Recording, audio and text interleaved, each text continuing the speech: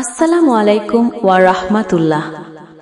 আজ আমরা জানব এক চমৎকার ও শিক্ষণীয় গল্প। মহানবী হযরত মুহাম্মদ সাল্লাল্লাহু আলাইহি ওয়াসাল্লাম এবং এক বিখ্যাত কুস্তিগিরের মধ্যকার একটি বাস্তব ঘটনা। এই গল্পটি যেমন শিক্ষণীয় তেমনি উপভোগ্য।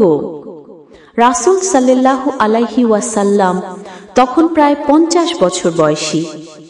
10 বছর ধরে তিনি ইসলাম প্রচার করেছিলেন। তাকে চরম বিরোধিতা, নির্যাতন ও নানা রকম কষ্টের মুখোমুখি হতে হচ্ছিল। তবুও তিনি কখনো করুণা, ধৈর্য কিংবা সহনশীলতা হারাননি। একদিন তিনি মক্কার বাইরে হাঁটছিলেন। হঠাৎ তার সামনে পড়ল রুকানা নামে বিখ্যাত এক ব্যক্তি। রুকানা ছিল কুরাইশদের মধ্যে সবচেয়ে বলশালী, সেরা কুস্তিগির। রুকানা মহানবীকে ব্যক্তিগতভাবে অপছন্দ করত না, তবে ইসলাম সম্পর্কে অজ্ঞতা থেকে সে দ্বিধা ও সংশয়ে ছিল। সে বুঝতে পারত না নবীজি আসলে কি প্রচার করছেন। মহানবী তাকে দেখে বললেন, রুকানা, আমি তোমাকে কিছু বলতে চাই। রুকানা বলল, তাহলে চলো আগে কুস্তি লড়ি, তারপর কথা হবে। নবীজি হাসি মুখে বললেন, ঠিক আছে, কুস্তি হোক। উভয়ে প্রস্তুত হলেন। কুস্তি শুরু হলো। রাসূল সাল্লাল্লাহু আলাইহি ওয়াসাল্লাম রুকানাকে এক চাপে মাটিতে ফেলে দিলেন। রুকানা বিস্ময় হতভাগ। সে জীবনে কখনো হারেনি। সে উঠে দাঁড়িয়ে বলল, আবার হোক। দ্বিতীয়বারও রাসূল সাল্লাল্লাহু আলাইহি ওয়াসাল্লাম তাকে মাটিতে ফেলে দিলেন। রুকানা এবার পুরোপুরি হতভাগ। সে বলল, আরো একবার। রাসূলুল্লাহ সাল্লাল্লাহু আলাইহি ওয়াসাল্লাম তৃতীয়বারও তাকে মাটিতে আছড়ে ফেললেন।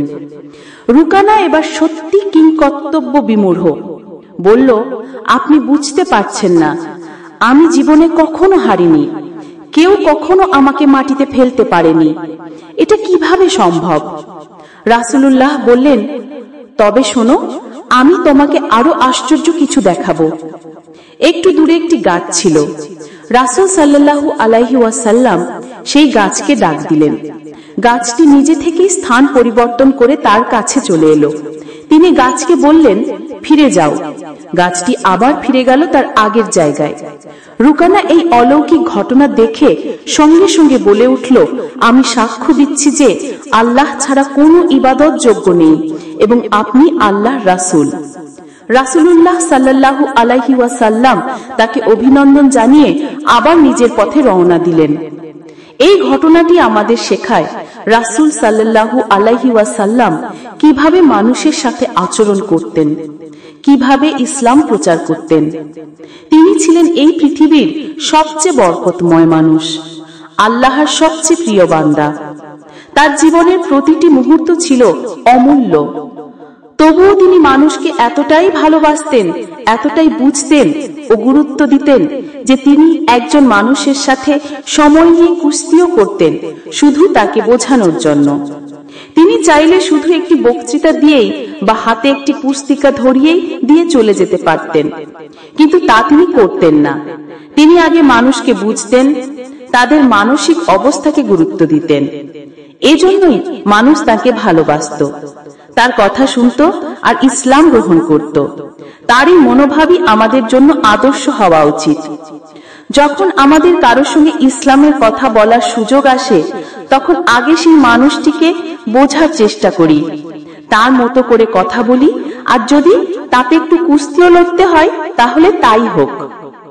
যদি গল্পটি ভালো লেগে থাকে তাহলে লাইক দিন, শেয়ার করুন এবং চ্যানেলটি সাবস্ক্রাইব করতে ভুলবেন না। আসসালামু আলাইকুম ওয়া রাহমাতুল্লাহি ওয়া বারাকাতুহু।